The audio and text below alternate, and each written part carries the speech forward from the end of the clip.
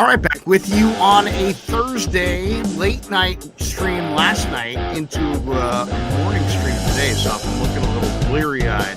That's the reason. Welcome back to the Krueg Show. Normally Dan Coach Amelia, Ryan Smith.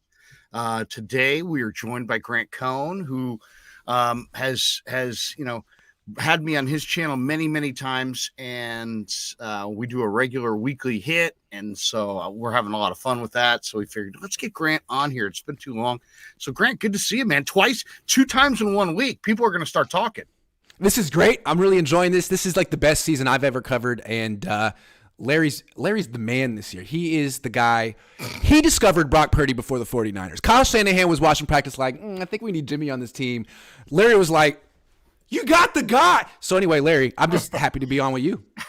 And you know Ryan Smith, who's been helping me Absolutely. out, obviously working with me in our project, covering the 49ers for TalkSport out of London. We do a pre and a post-game show back to London as the 49ers are trying desperately to be that team that kind of takes over London as kind of the European New York City as the team of London. So far, so good.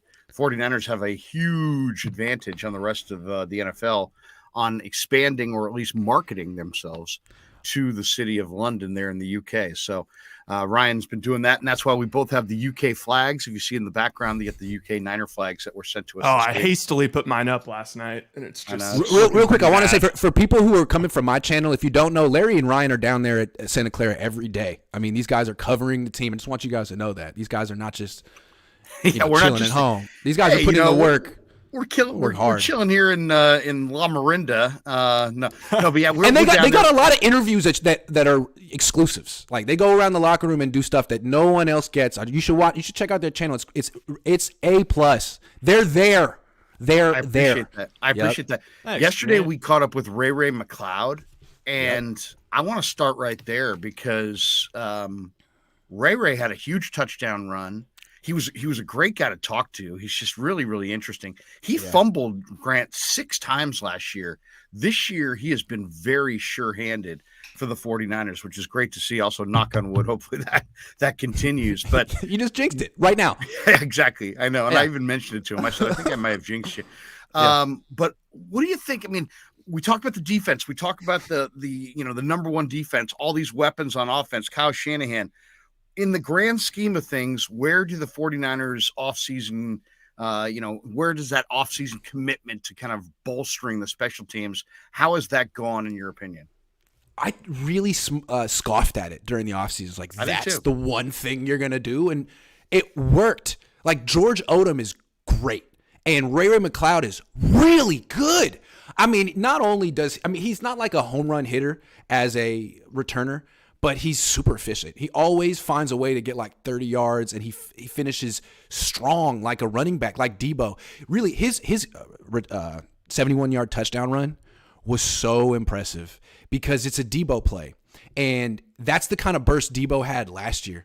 Debo, to me, doesn't have that kind of burst this year, and that play hadn't been working all year. All of a sudden, you give one opportunity to Ray, and he turns into a touchdown.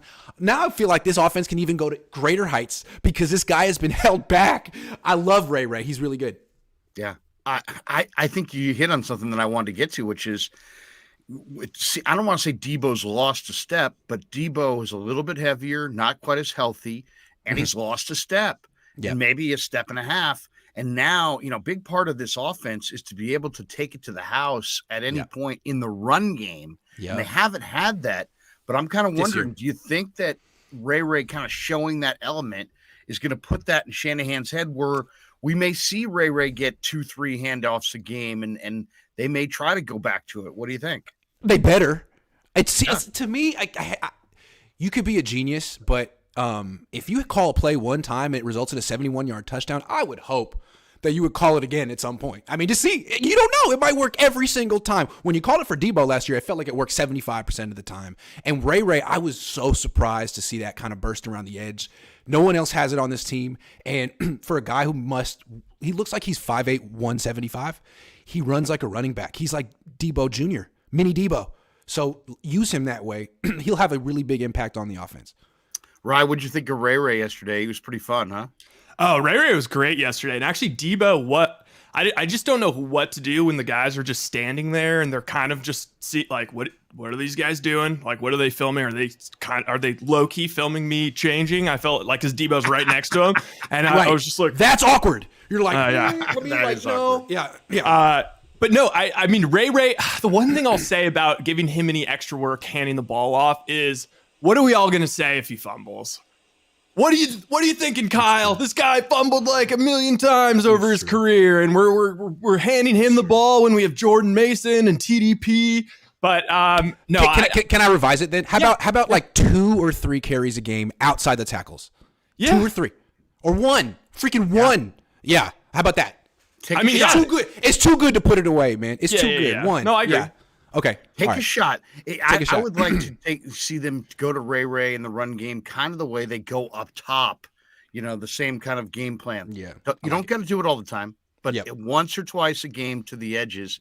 I'd love to see it. All right.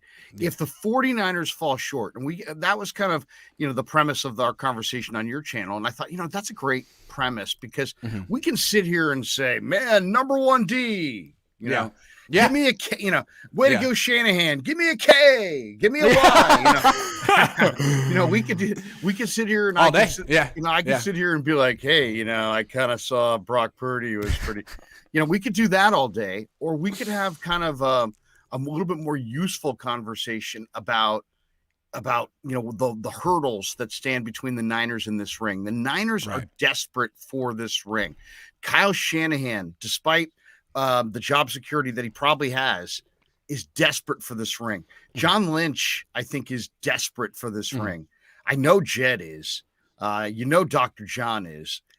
Talking to the players about the Pro Bowl, I get the feeling that this is a team that's very team oriented, and the Pro Bowl is like, I'm a Pro Bowl alternate. Great. That's what Ray said. He said, I said, hey man, you made the Pro Bowl as an alternate. And he's like, yeah, as an alternate. Yeah, I'm here for the Super Bowl.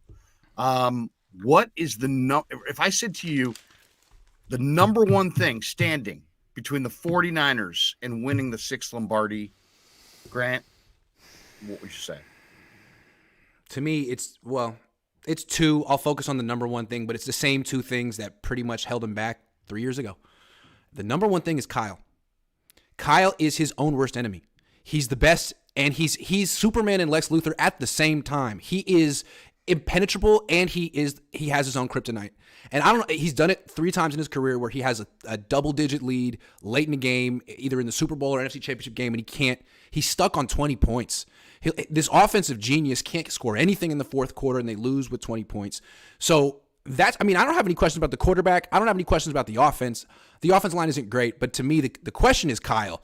Does he have some type of mental block or PTSD that gets him out of character at the end? And the other thing is on defense, the secondary. It got exploited by Mahomes. The Niners, they faced Justin Herbert, who didn't have his receivers. They really haven't faced an offense like they're going to face in the Super Bowl if they get there. And is it going to get exposed the way it seems like it might? But to me, again, the big thing is Kyle. As great as he can be, it seems like sometimes he's the only person who can stop him. I'm going to piggyback that. And then Rye, I want your thoughts on this as well. But I'm going to piggyback that. To me, if you say, what's your biggest, what's your real criticism of Kyle Shanahan? One, I'm not yearning for another coach. I think he's a top tier coach. I think he's going to get it done. I do believe in him.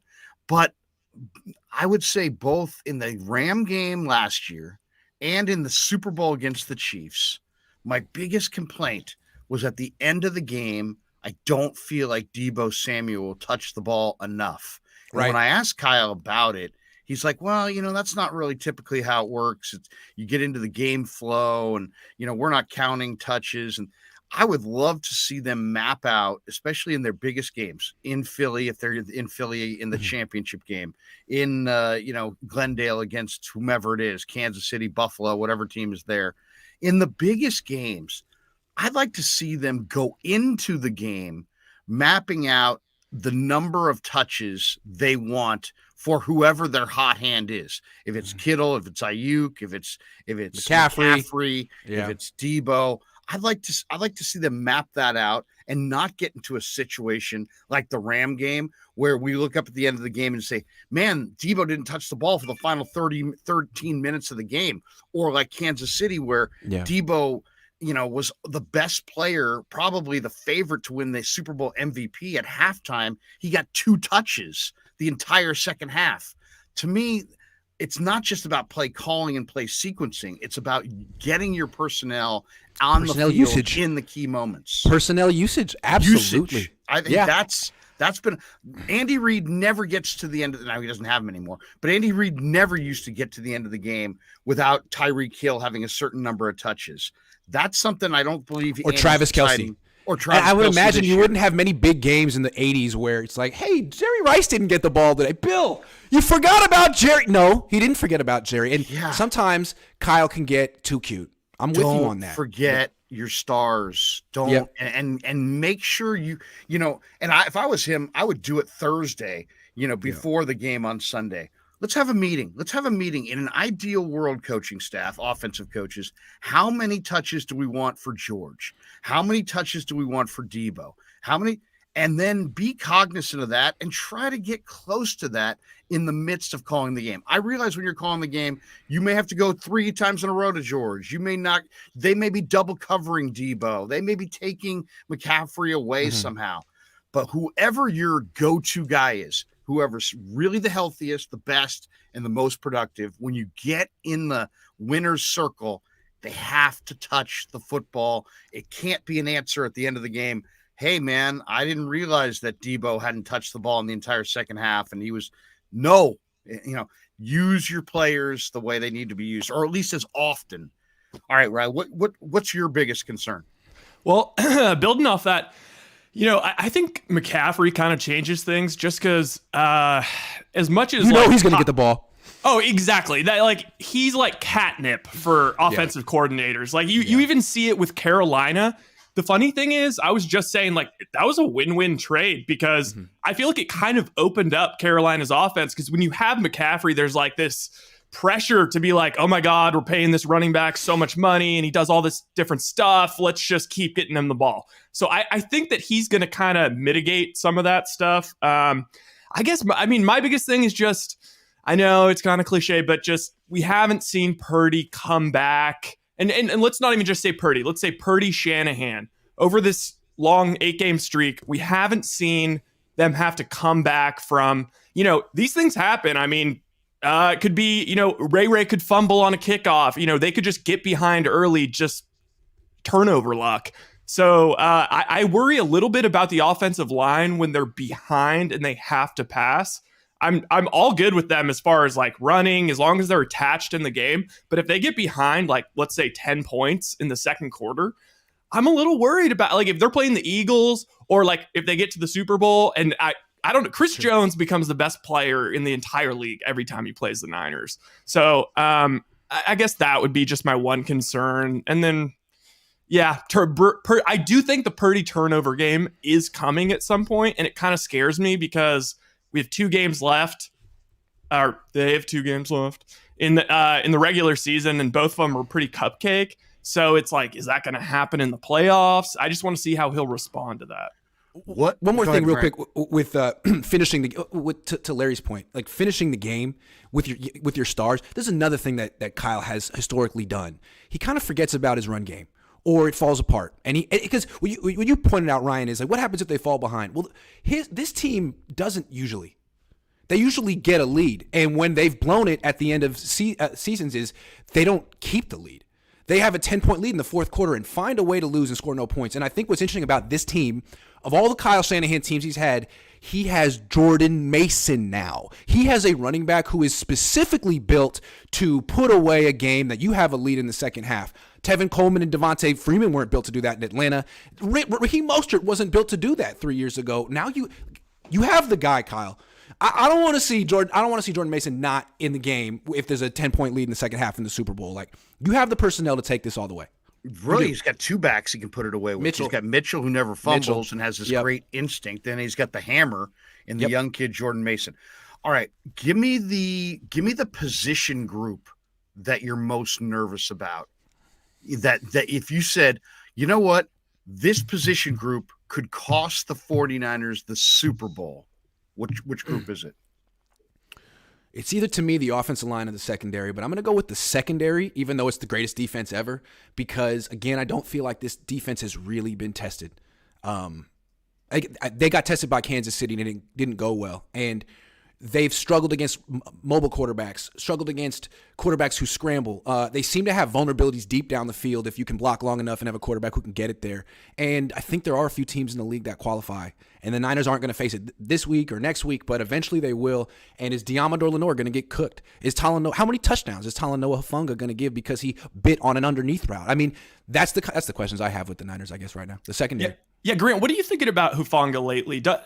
I was just saying, when we were talking about the Pro Bowl, so much of that is just narrative and whatnot. And I think he was so incredible those first, 6-7 weeks of the season. He had all those picks, and everybody wants to make the comp with Palomalu. So, everyone's, got Hufanga on the brain. So now he's a Pro Bowler. But, I mean, seriously, the past, 6 weeks or so, he's been really kind of letting up a lot downfield. Busting coverage and whatnot. So yeah, it seems like he might have been a little overrated. I mean, he's on a team with the best front seven. Yeah. And what he's doing is taking a lot of chances, knowing that the ball's going to come out quickly most of the time. And that's a good strategy, but I guess it's getting him in trouble now, and teams have tape on him, and they're trying to exploit him, and they're doing it. So I'm curious to see what's going to happen in the playoffs when teams are really dialed in and you're going against the best quarterbacks in the league. I'm curious, but really, Diamador Lenore is a little concerning to me. I mean, Washington gave him no respect. Their attitude was, we're going to take a shot at you at least once a quarter. And I think that they hit one. They could have had three. One was called back off of offsetting penalties. One, Jahan Dotson dropped. So other teams are going to try that. I'm curious about that. I'm most concerned about, I really love the way if you say what's the most underrated aspect of the Niners this year, I would say it's the play in the interior of Brendel, who was a Pro Bowl alternate, and then Banks and Burford. And then you've seen a little bit of Brunskill at right guard as well. I would say that's been a strength, but I got to say that's my biggest concern is that when they get into that game with Philadelphia and you got Fletcher Cox, enormously strong, Linval Joseph, enormously strong. Yeah. Javon Hargraves had just an incredible year. He's really good. Gigantic Jordan Davis, Milton Williams, Sue. The size and the force and the power of that line that Philadelphia brings. I'm concerned about Brendel and the young kids, Banks and Burford, giving up pressure in the face of Purdy, because that to me is the game ender. Is if Hargrave lives in that backfield, it's going to be hard to beat Philly. What do you think?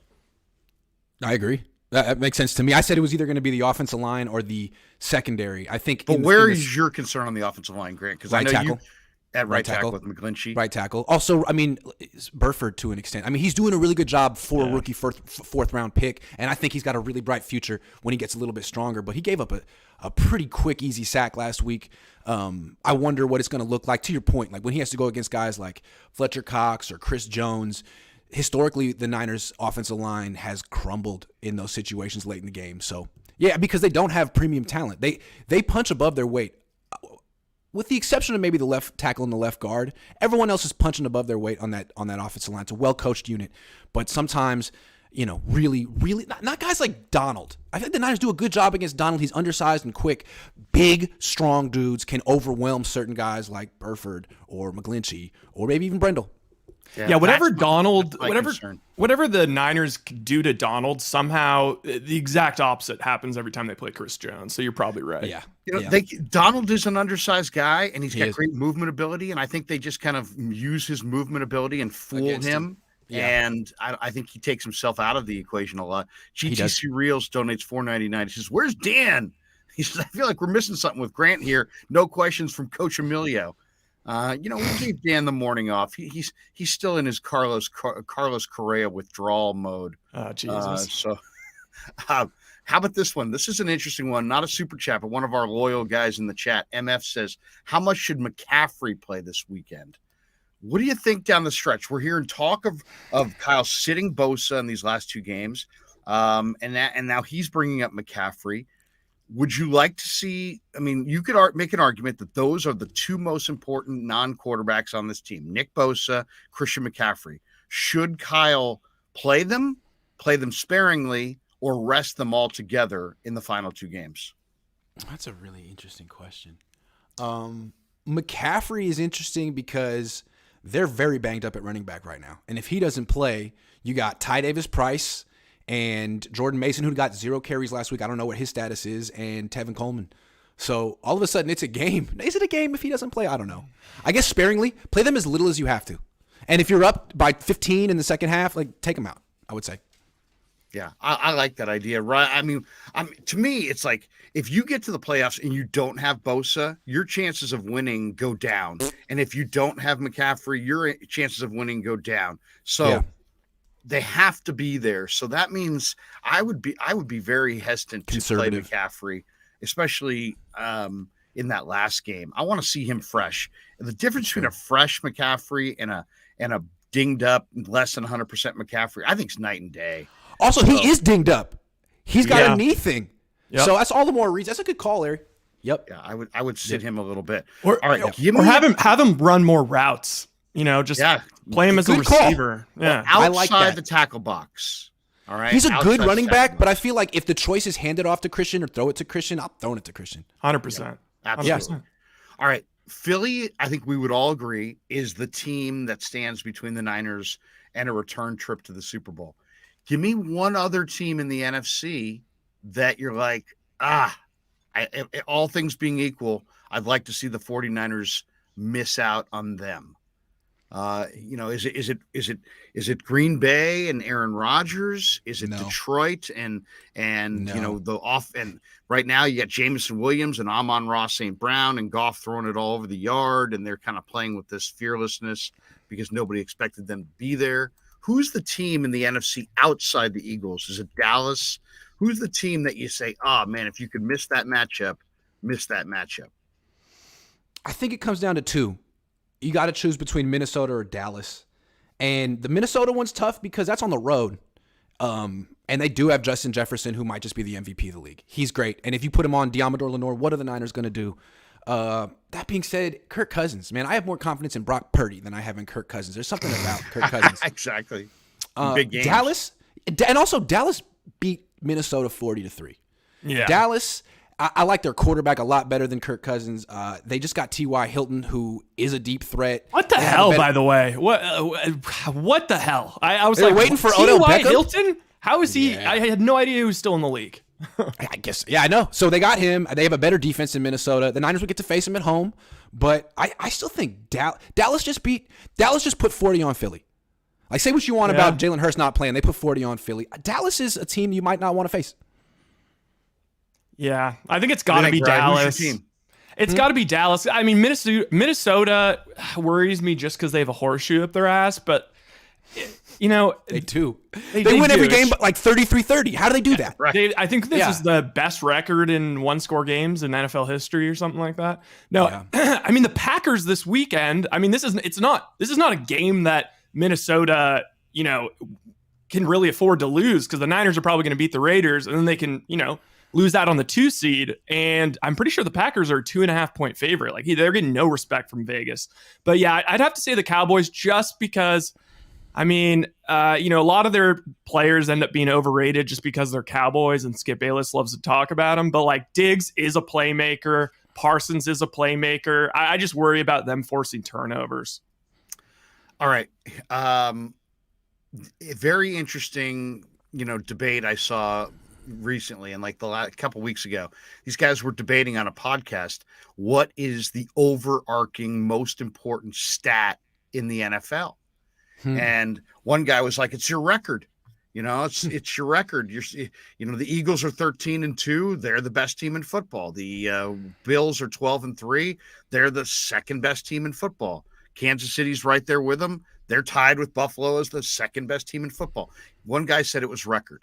Another guy argued that it was point differential. It's interesting. Which right now, point differential, Buffalo is plus 157. Philly's what's Minnesota? Philly's plus 137. Dallas plus 131. Minnesota's plus 5. Plus 5. The Niners are plus 145. Yep. So the Niners are best point differential in the NFC, and the best point differential in the AFC is Buffalo by a pretty wide margin. And then somebody else said offensive line win rate, because everything kind of starts with offensive line play. So another guy argued that it's turnover margin, because it's, that's a big part of it. Do you take care of the football? Do you take the football away? I'll throw it to you guys. Grant, go ahead. What in your mind, what is if you had to point to one stat, what is it in pro football that you really look at and say, especially late in the year, like right about now, what number are you looking at when you're assessing how good a team is? Well, what number am I looking at? This is not scientific. Some people look at DVOA or stuff like that. Yeah, I don't really look. Exactly. I don't get into stuff like that. Fine. I don't even understand. If I don't understand how the mathematical equation works, I'm not going to get into it and pretend like I do. Nah, I don't get it. And there's a lot of smart people who do get it. I'm not poo-pooing it. I just can't help it if it's a quarterback-driven league, and quarterback rating is a flawed statistic. But I can't help but notice it seems like the teams that win the Super Bowl are teams that have quarterbacks that throw about 40 touchdowns in a season.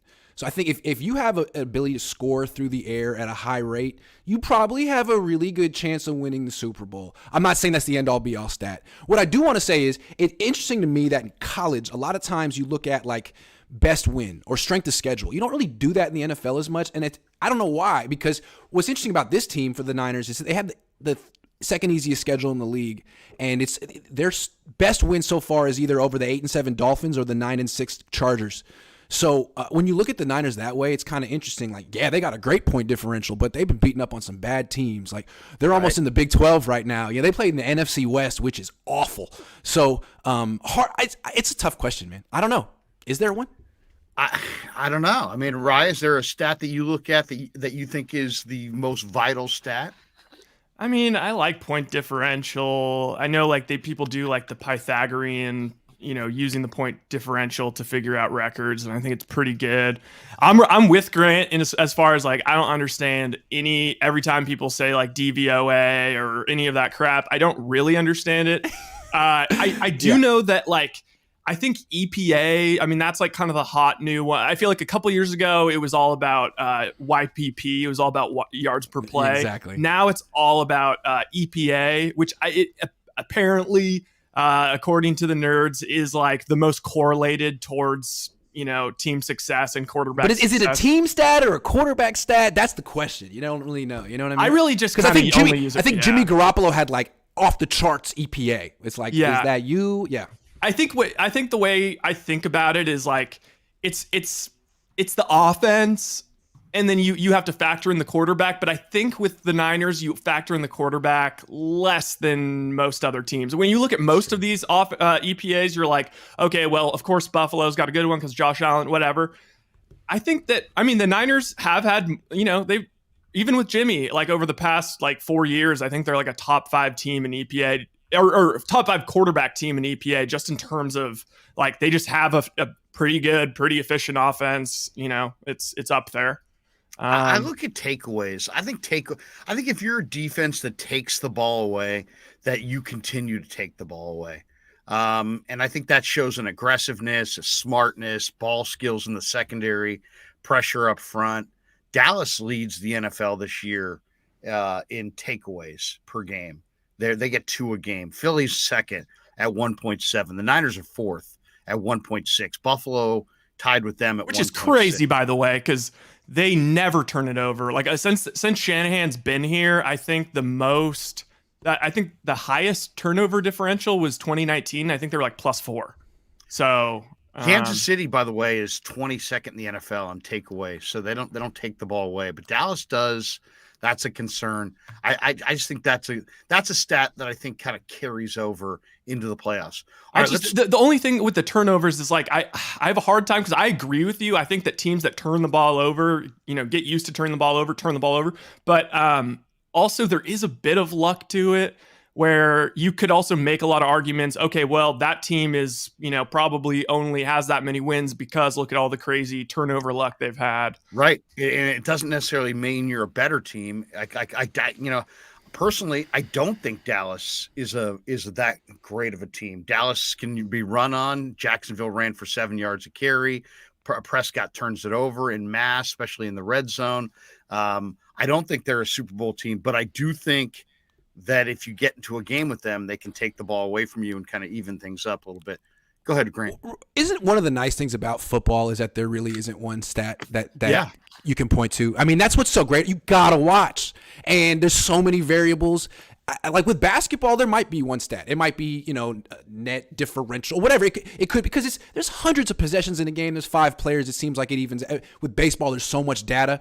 Football, man, there's 17 games. It's a small sample size. There's so many things that aren't quantified. I love that about football. Brock Purdy is the NFL's Rookie of the Week for Week 16. He could win the Offensive Rookie of the Year award. Should be crazy. Give me the thing about Brock that makes you feel the best about him and his chances to continue this magic carpet ride. Give me the thing about Brock that concerns you the most. Because he's played flawless football. It's the same thing. It's a double-edged sword for me. I love his mobility. I didn't know he could move like this. When I saw him, I'm like, they called him Nick Mullins when they drafted him. This guy is like a poor man's Russell Wilson. He's so quick. And he's got that like change of pace. I mean, he's really good. So I like his ability to protect himself, get away from this offensive line, get away from rushers, extend the play, get the ball down the field. That is so new. It's what they wanted Trey Lance to do, and Brock's doing it in his own way. That's great. My concern is, are you going to get hurt doing that? Because a lot of times he's like backing out of the pocket the way Russell Wilson, Kyler Murray used to. And that's what you do in college. He's getting away with it, but if teams are prepared for it, he could get really hurt. He could get hit hard. And I hope that doesn't happen, because for a guy who's little, who runs around a lot, that's usually what happens eventually. But he's very smart about it so far. So that's my only concern. For me, it's about the thing that I didn't know about him, and that I've gotten to know about him a little bit, is that this guy, first and foremost, is just a unbelievable competitor. So that is like when you see him at the end of games, sliding, putting the ball forward, it's all predicated with one thought: win the freaking game, win the game. And so I love that about him. I just feel like he's a much more all-in competitor than the baby face kind of demeanor will give you the idea. He looks like a kid, but man, he's all business when it comes to competing. His compete level's off the chart. My biggest concern is that he's got a little bit of like, yeah, I'm undersized, but I'm tough as hell. Right. And the I'm tough as hell. Don't do that. NFL defenders are tougher than you. Yes, they are. and will remain tougher than you. And they need to be respected. And you need to not take hits and not take on contact and fear contact. To me, he doesn't have enough appropriate fear. Love that. That's my biggest concern with him. I think he's going to take on linebackers. And right, even in the pocket, like maybe the thing I love the most about Brock is just the fact that he's willing to hang in there and just get absolutely crunched on throws, and he's unfazed. But like, that's kind of scary. Like, I mean, I don't know when does that eventually catch up to him. So the thing I like the most about him is just how quiet his feet are in the pocket. I would say in comparison, especially to Jimmy. Because even when Jimmy's going, like, he's just a little bit, and I don't remember if Jimmy was like that in 17, but maybe he's just since the ACL, he's been very happy feet. But the quiet feet for Brock really makes me feel confident. But the one thing that's maybe a little bit to be determined is like, how many sacks does he get? He took, I think, 3 sacks versus Washington. It hasn't been a big enough sample size, but I do worry a little bit about maybe taking sacks. But again, that's one of those where I have no idea how to judge that. Is that offensive line? Is that whatever, Dusty Gold has a great comment here. He says, Brock just reminds me of Joe, just in his movements, touch, and accuracy. That's crazy and accurate at the same time. I said it a couple weeks ago. That he reminds you of Joe? How do you not see it? I know. How do you not see it? There's a lot of Joe. You just don't want to put that on the kid. Right. But here's the other thing about Brock. Is Brock the best? And Grant, this is maybe, I wish your pops were sitting here. Yeah, because this is kind of a historical question. Is Brock the best downfield passer as a quarterback the Niners have had, or he since who? You know what I mean? Since Garcia. This guy drives the ball down the field. He's not, they went for 30 against Washington in the second half, and he's taking shots down the field much more so than Jimmy, much more so than ever Mullins did, much more so than Alex Smith ever did. I think he's doing it with a better skill level and a better accuracy than Kaepernick ever did. So who is the quarterback who threw the ball, the Niner quarterback who threw the ball down the field as well as Brock Purdy? I think you got to go way, way back. To me, I'll go back to Garcia. I mean, I love Garcia. I was a fan of the Niners when Garcia was the quarterback. I mean, he used to connect down the field with Terrell Owens a lot. And, there are a lot of similarities between Jeff Garcia and Brock Purdy, frankly. I mean, Jeff Garcia was a hell of an athlete, too. He would improvise. Garcia, dude, if this guy's the next Garcia, they're going to win the Super Bowl. Garcia would have won a Super Bowl on this team. Garcia was really good. He was. Really good. Really good. I remember I scouted him his first Canadian League game. He was the third-string quarterback at Hornet Field in Sacramento against the Gold Miners, backing up both Doug Flutie and Anthony Calvillo, and he came into the game and he just made plays. Ray from Fresno, $20 donation. He says, Larry, first time, long time. The Niner kryptonite is the same as it ever was, the secondary. He says Pope versus the Packers, Rodgers against the G-Men, Winter? Who's Winter? Against the Ravens, Ward against the Chiefs. Lenore is waiting to happen. The Rock and Brock connection. There you go. Rock and Brock. Is he trying to say Whitner? Oh, maybe Whitner. Yeah, they say it's Whitner. That's it. That's Dante Whitner. Bob Johnson says, here's $5. Brock is at his best when he's playing loose and confident and not getting into his own head. Kittle is the key. That's an interesting one. I want to talk to you about that, Grant. Kittle wore the Jimmy G T-shirt. I forget what it said exactly on it, but he wore it to the press conference. Feels great, baby.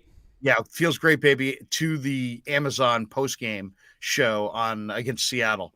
And I don't know. I thought that was a little cheesy. I thought it seemed a little confrontational. Brock's your quarterback now going forward, but he's loyal to Jimmy. What are you trying to say, George? Exactly. Yeah. Then, but it is absolutely clear as day that George Kittle is going to add another level to his home because of Brock Purdy. I mean, Brock Purdy, if there's one thing that has stood out, he has made George Kittle much more like Travis Kelce. And that was a question we were all asking for the last year. Why can't George Kittle look like Travis Kelce? With Brock Purdy, he does look like Travis Kelce.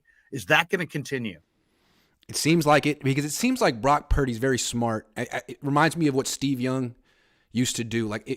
You think this is Joe's team? Well, I'm going to take this team by feeding you. You're going to like me. I'm the one that gets you the ball, Jerry. We're going to be best friends. We're going to go golfing. We're going to do everything together. And I think Brock may feel like, oh, you don't accept me? You're gonna. I'm going to give you the ball so freaking much. You're going to love me. And I think that's very smart. That's how you handle it. And I always wondered, why is George so undyingly loyal to Jimmy? Do they have just a great friendship off the field? I don't know. I mean, he says that Jimmy doesn't return his texts in the offseason. To me, I always felt that maybe George is being strategic, and he felt, if I keep pumping this dude up, maybe he'll throw me the ball. Maybe the way I get the ball more is to praise him. And now it's like, well, you don't have to do that anymore. Now you're getting the ball because Brock Purdy wants to give it to you. So maybe we'll see George Kittle change his tune soon. Interesting. Yeah. We got a couple more super chats here. Go ahead, Rye. You want to jump in? Yeah. Well, I had a question for Grant about Kittle. So, because we were trying to kind of figure out, is it just simply Brock? Is it apparently Shanahan called out Kittle for not getting as many yak yards or whatever, and then he went crazy.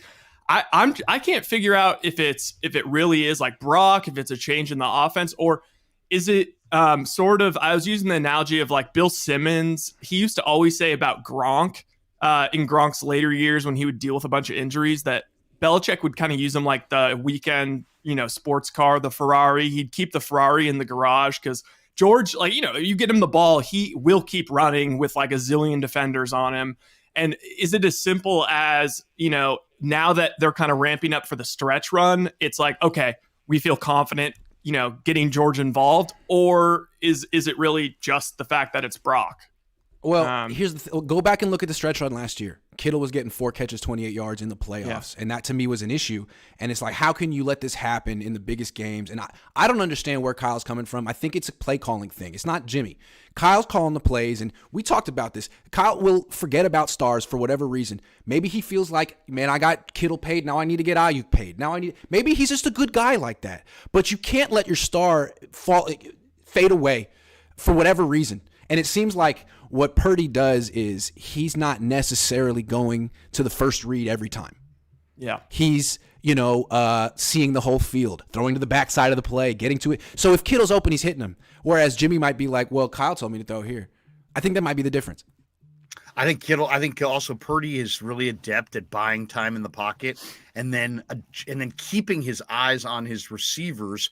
And then it's like he does it all at once. He moves in the pocket, keeps his eyes on his receivers, and then they kind of have this innate knowledge to like kind of move to the open spot, and then he hits them in stride. The Niner guy says 1999 donation. Biggest fear is the off scrambling quarterbacks and the off scheduled deep balls. That's their Achilles heel. Thanks for the content, fellas. Quality control and Krueger have saved the Niners season. Yay! We tried. We tried. Serves Gaming says, here's $1.99. Health is the most important stat. And then he mixes in a, hi, Grant. That's a good call, too. Yeah. Every team that's bad, they always like, we have so many players on IR. Like, okay, yeah, sure. Yeah. That's what Russell Wilson said. It's the injuries. That's why they're not good. Right. All right, here we go. Most underrated 49er. Who's the guy that is super underrated that nobody talks about, that needs some love? And you would think on a team with this many high-profile guys that we'd have a hard time finding a guy, but there are several. Oh, I mean, the fact that Dre Greenlaw wasn't even a Pro Bowl alternate. But like, Niner fans know. Yeah, Niner fans don't underrate Dre Greenlaw. Right. Ray? It's like he never had a role in the offense because they have so many stars, but now Debo's out, and it's like he's out doing Debo, like, kind of. And he's a hell of a returner, and he was a Pro Bowl alternate. Like, I guess he's not. I guess his peers respect him, but I don't think Niner fans really understand how well he's playing. Ray. I would say Jawan, but he had that bad drop the last week. I'm sorry. Okay. Yeah, I would say Jawan, but there's a number of them, but I would say it's the Niners' second team D-line.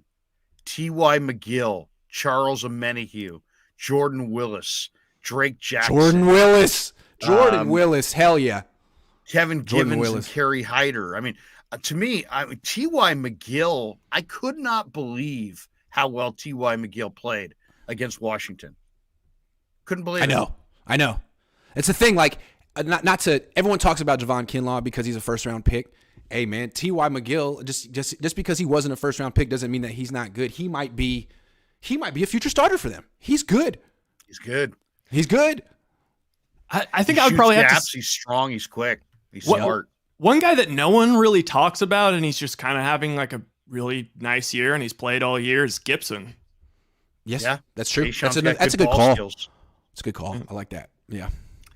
Let me ask you this, Grant. Do you think now, after watching Gibson and Hufanga, guys who lack coverage ability and speed but have ball skills, and then we watched, Jaquiski Tart, who did have pretty good physical ability, but he lacked ball skills, didn't come away with picks.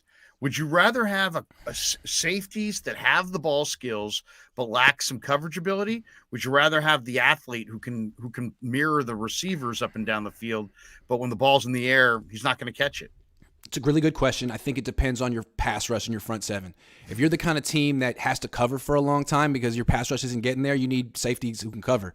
But if you're the team like the Niners who have this great pass rush and teams are freaked out and they're trying to throw quick, I think what you want is guys who can intercept errant throws, intercept tip passes. I think Gibson and Hufanga are exposed the longer the play goes. If they have to match up man-to-man and cover people down the field, they're exposed. But how often does it happen on this team?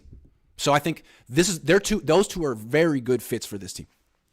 We got a vote here for George Odom, who's just been a revelation on special teams.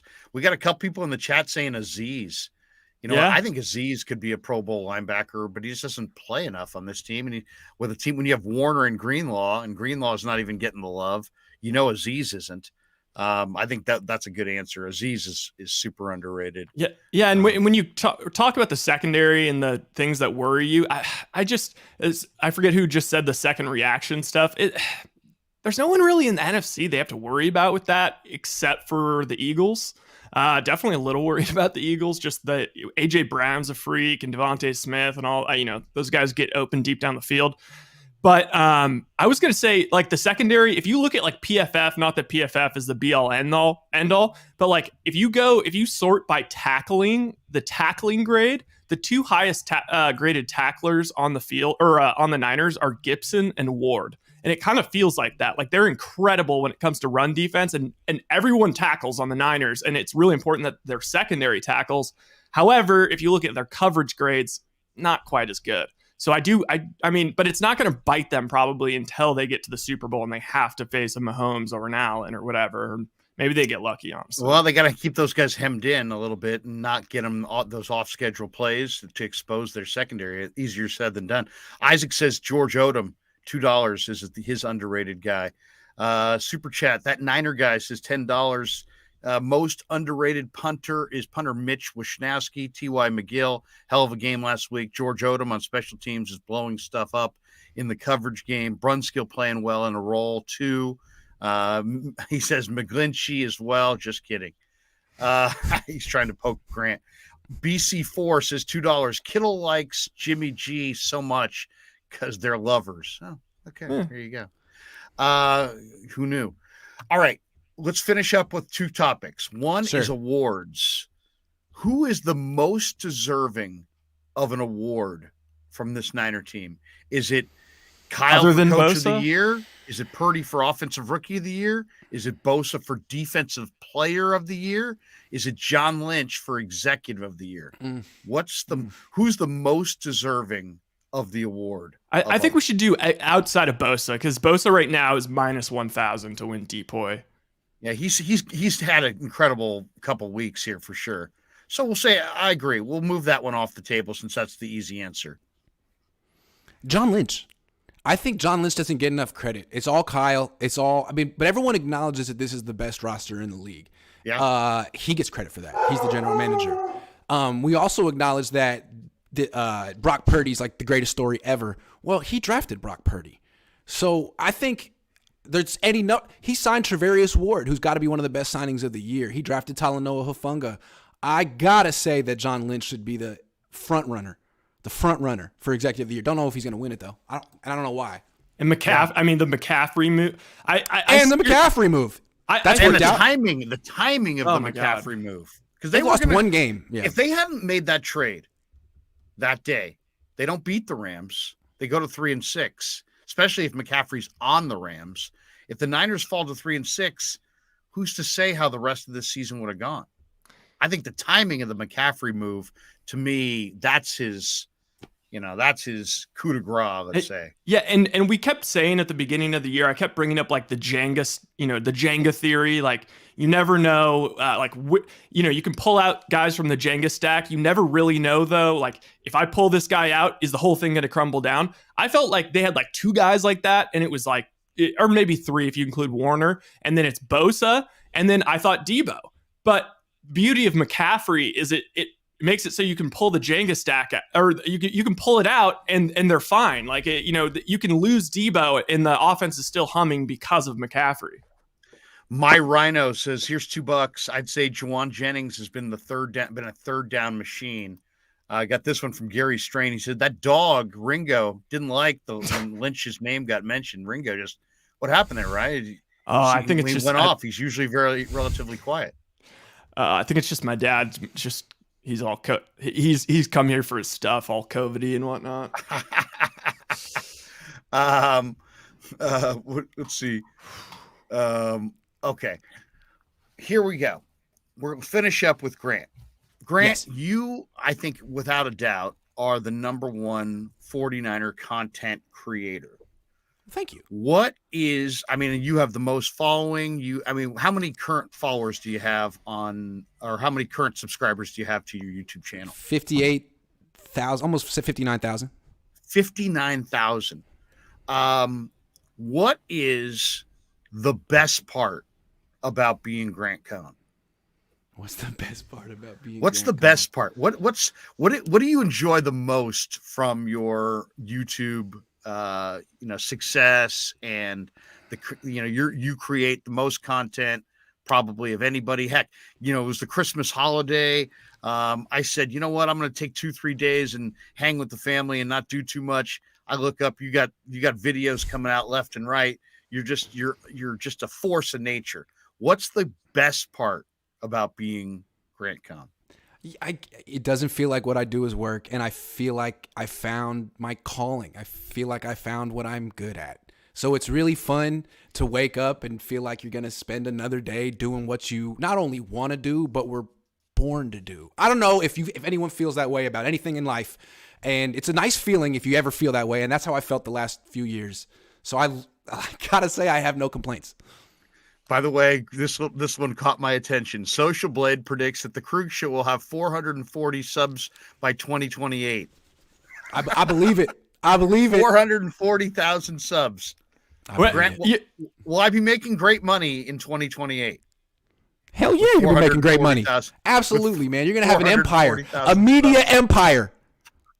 All right, another super chat from Ray from Fresno, $5. Grant is the Vince McMahon of the Niner YouTube universe. What is now we got to come back the other way. What's the worst part about being Grant Cohn? What's the worst part? Is there any part of being the number one content creator on YouTube for the Niners that's burdensome in any way? Do you get stank eye from a player or two? Are there people that used to like you that don't like you? Is there any downside? That's a good question. That's a good question. Does the meter maid see where you're parking and target you and give you tickets because she's anti your cynicism on the Niners? I mean, give me something that's bad about being Grant. Sometimes I feel a little bit disconnected from the other writers.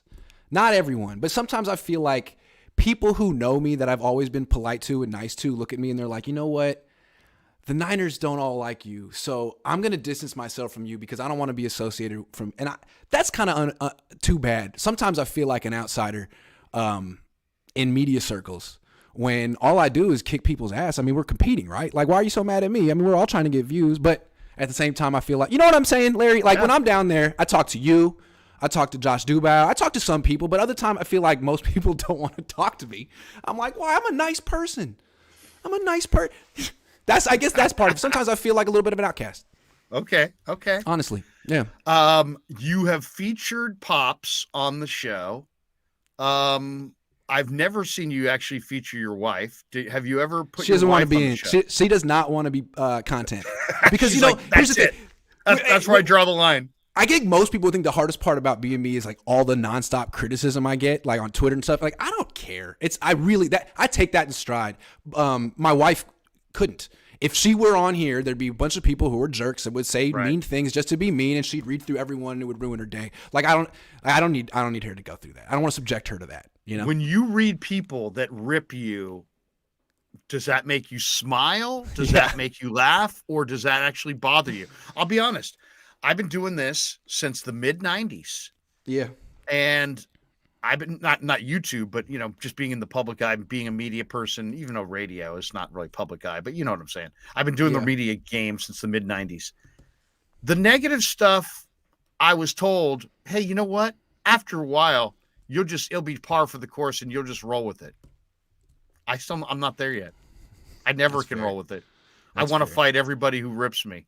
I mean, literally, I want to step out of my house and say, meet me. You don't know me. Yeah, absolutely. The way I look at it is like it bothers me. The criticism has always bothered me. The criticism bothers me more. You ever see players say, "Hey, man, the losses bother me more than the wins make me happy." Right. The criticism bothers me more than the pats on the back make me happy. What does that I guess you have to be discerning. if it's ad hominem criticism, don't take it seriously. If it's actually constructive criticism, listen to it and be grateful that someone cared enough about your show to give you some pointers.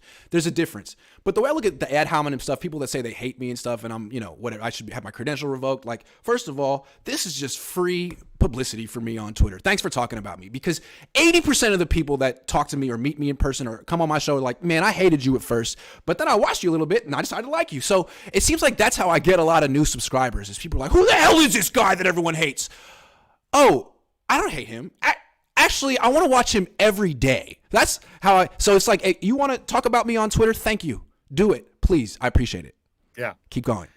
Give me your one regret. Do you have a regret, or do you keep those to yourself and you don't share them? What's a regret that you have about just any aspect of your career? I mean, I have more than one. I've got many regrets. I could do a whole fucking show on regrets. The obvious one is Kinlaw, but I'm actually proud of how me and him sat down the next day privately, talked to each other and shook hands and walked out. I'm really proud of that. So I guess there's things like that. You could say I wish I had figured out this lane earlier, but at the same time, I think it takes 10 years of learning who you are and what the world is like before you really figure out your niche in it. Maybe I'm too young to have a major regret. I don't know if I have a major. I'm 34 years old. And I don't know if I've done it yet, but it's coming. I'm sure it's coming. The fact that I can't think of it right up, I don't know. Do you have one that you can think of? For me? I mean, I for you or for me? Well, we don't need to go into you. You know what I'm saying? Yeah, I mean, I regret the whole Felipe encounter. I mean, I regret many things. I would for you, I don't know. I mean, personally, I mean, you are a polarizing figure at times, but I think you have it in perspective. So I don't know. I mean, I don't really see you as having real problems. I mean, the Kinlaw thing was half him, half you. And there were things I regretted about the Kinlaw thing, but again, it's not. I'm sure he regretted about that too. Yeah, and it's not a current regret of mine because we talked it out. Yeah. I listened to him. It's the way to do it. He spoke. So regret would be something that I never had a resolution to. And my big, mistakes in my career with Anthony Davis, we talked it out. We had it, so if I did have a major regret, I think I would want to make it right. I don't know. That's how I would feel. And I'm sure you've made your regrets right to the best of your ability as well. You're always trying to be better. I mean, that's the thing. Yes. I mean, every day I'm trying to be better. And the only thing I'll tell you, the one comment that absolutely gets me just riled though, Krueg, you're better than that. Oh, stop with that. I hate when people tell me I'm better than that. You don't know. I could be significantly worse than that. Yeah. AJ says, here's $5. Firstly, we need to get to the Super Bowl, so fingers crossed. Secondly, we still haven't proven that we can beat our nemesis, the Chiefs. Yeah, I think that's a major question. This one from 49 Faithful, $1.99, 2021 Bucks can beat the Chiefs. So do the Niners. Well, I'm kind of hoping that somebody knocks the Chiefs off. We also have this one from also Kashaka. Real quick. What's interesting about that was I believe the Chiefs beat the Bucks in the regular season that year, I think, and then the Bucks beat them in the Super Bowl. If the Niners win the Super Bowl, they might have to beat the Chiefs, who beat them in the regular season. There are examples of teams doing that. The Raiders lost to Washington in the regular season, then destroyed them in the Super Bowl. The Rams lost to Tennessee in the regular season, then beat them by 1 yard in the Super Bowl. It's happened. Yeah. Well, maybe, hopefully it'll happen again. Kashaka Thigpen says $5. Grant's a closeted Niners fan that speaks his truth. He's great. All right. You know me. I'm not, but I did grow up one, so I understand what it's like. You're not really a fan, but let me ask you this. What is the highlight of your media career? This year. This season right now. This is it. Really? And yes, this is the most interesting. Yeah, absolutely. Like, it's been interesting speaking. It's been fun speaking truth to power and being the guy in the Bay, being like, can we not crown this team before they actually win their 6th Lombardi trophy? And I've enjoyed doing that, but this feels like my first championship team that I've ever covered. I mean, I've covered the Warriors, but that's not the same. And, my dad covered 5. I'm envious of that. He always says it was the biggest privilege of his professional career is covering those teams. So this feels like a privilege and an honor. Yeah, I'm with you on that. I absolutely, this year has been so enjoyable. Here's the question I'm going to ask you for both of us. How will we both react if the Niners win the 6th Lombardi? Now, you and I predicted the Niners to win the Super Bowl. We didn't talk about it ahead of time. We talked about it on a live stream, and we just realized that we both predicted the Niners to win the Super Bowl. How will you react? How will I react? How will we react if the 49ers get it done in Glendale with Brock Purdy this year? Well, look, I'm not a fan. I'm not a fan. I won't celebrate. I won't cheer. I won't raise my voice. But I will definitely do the proverbial tip of the cap. I will be deeply, deeply not impressed, but just ultimate respect. I mean, I will look at these players and coaches as legends. And so they will have my deepest admiration. My deepest admiration. I think that's a different emotion than what a fan would experience, but at the same time, it's similar. Let's finish with these 2 super chats. Gabe says $1.99. Grant, KC 3 O-linemen were injured during that Super Bowl. Correct. Yeah. Yep. And you don't know who's going to be healthy or hurt when if the Niners get to the Super Bowl. Yeah. I mean, that really was it. Kansas City's O-line was hurt. Tampa had a good D-line. Checkmate. Mahomes ran for his life, and that was it. Yep. All right, here we go. Kevin F., $2. This is interesting. James Wiseman or Trey Lance, better career with their team? And are you at all interested? Or I know I see you tweeting sometimes about the Warriors. How would you compare? Don't you think it's almost uncanny the fact that the Warriors have Wiseman and have made this significant investment, having a hard time getting him on the court and kind of introducing him to their rotation? Niners obviously invested a ton in Lance, having a hard time just keeping him healthy and getting him experience. They really are interesting parallels. They are. I think Lance is going to have a better career. I don't know if it'll be here, but I think Wiseman might be a straight up bust. I know he's starting to accept his role as a role player who plays defense and doesn't shoot a lot, which is a good start because he's never going to be getting a ton of shots on this team, but I don't even know if he can pull off that role. It remains to be seen. I think the one thing with him is he's getting playing time, which Lance will never, ever get here, it seems like. But nah, I still think Lance is better. I think Wiseman might be a straight up bust. I don't know. Had a good week, though. He did. He had 30 against Brooklyn. Rye, I know you're a big NBA guy. Give me your thought on that one before we bolt for the door here. Wiseman or Lance, better career? Wiseman's going to be a better Warrior. Lance is going to be a better Niner. Well, I think the interesting thing about that question is they're saying with their team. I mean, I said before the season, like I thought you could make a pretty good comp. Obviously, Trey and Wiseman's a good comp, but I thought Jimmy G and Kevon Looney. Like just Looney is like just, it's never pretty, but they kind of just win with them. And you're like, they need to add more centers. They have to have somebody else, but they kind of just keep winning with Looney. Shoot. I'm going to say Lance. But I do think Wiseman's going to be eventually good. It's just they're both like a raw quarterback and a raw center are very similar in that they're both going to take a freaking while. But yeah, my final question for Grant is just about the Shanahan of it all. Because of course, the guy was in hot water at the beginning of the year. I think a lot of people were like, oh my God, the run game, where did it go? Did it leave to Miami? But now you see, I mean, Miami is 32nd in the league in rush attempts. Yeah. Which is kind of crazy. First of all, do you think Shanahan is kind of loving the fact that he's able to do this with Purdy? Because we kind of maybe hypothesized that he would kind of feel like, okay, now all of a sudden the pressure's off, nothing to lose, and he kind of has been in his bag and just, winning nonstop, and Purdy is like the exact type of quarterback he likes. But like, where does he